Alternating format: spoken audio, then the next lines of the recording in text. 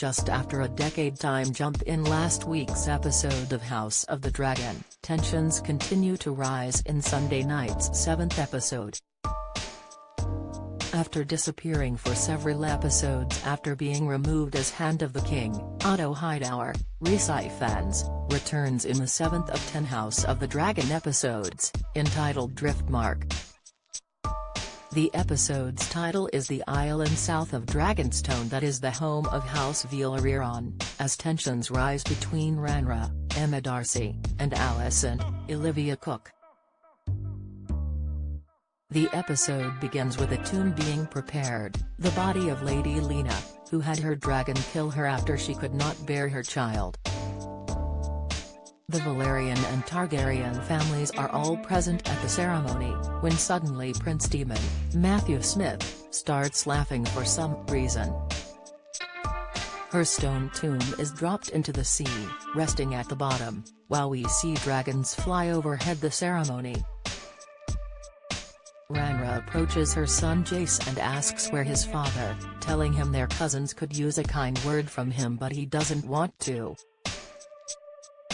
Kristen tells Alicent that Larys has been staring at her since they arrived, as we see Jace approach his cousins and offer a kind word as his mother suggested.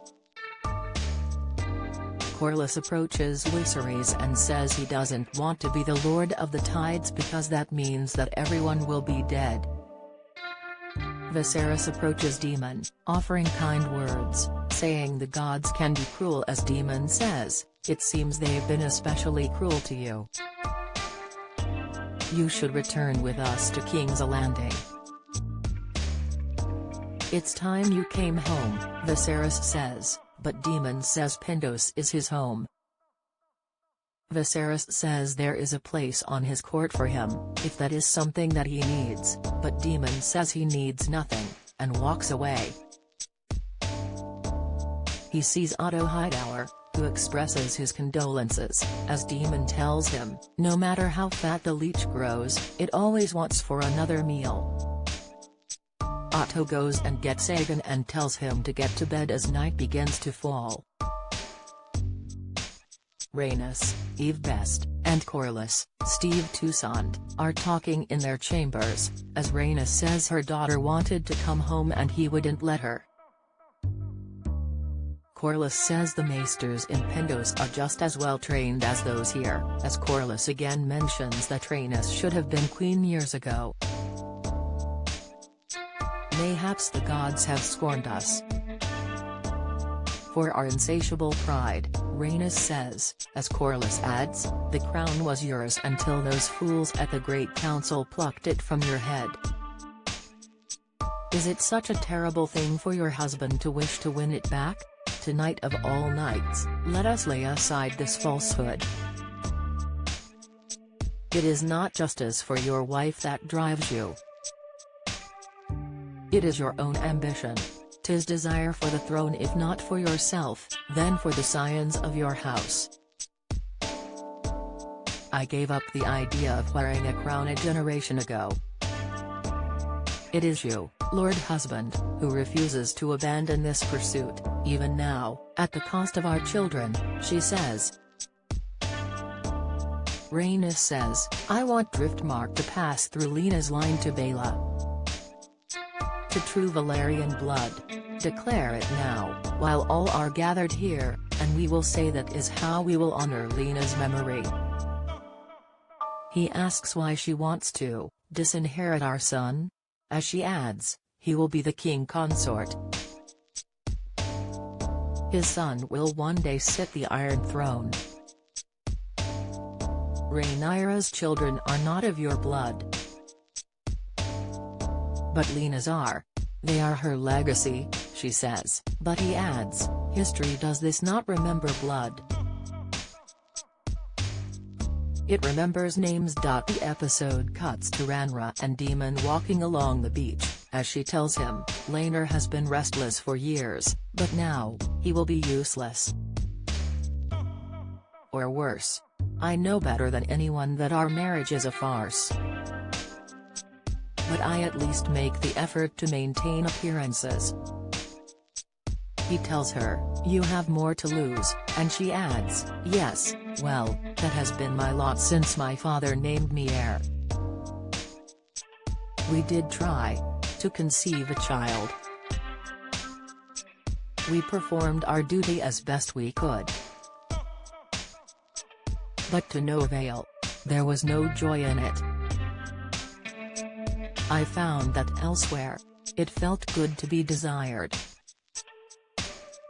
He adds, "I understand Sir Harwin was quite devoted to you, and she says she should have forbid him from going to Harrenhal." Rhaenyra still clearly has feelings for her Uncle Daemon, telling him, "You abandoned me," but he adds, "I spared you. You were a child. Yes, I was a child. And look at what my life became without you," she tells him.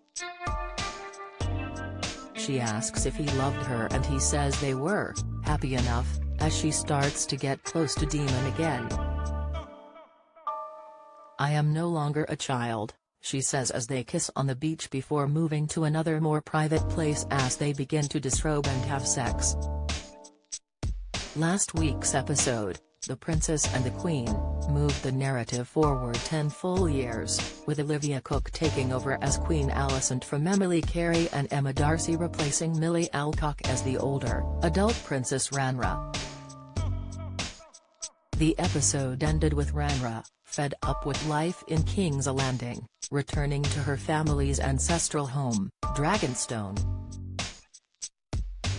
It had been established in earlier episodes that Rhaenyra would let her husband Laenor, John Macmillan, secretly live his homosexual lifestyle as long as they remain married as part of their duties to the crown.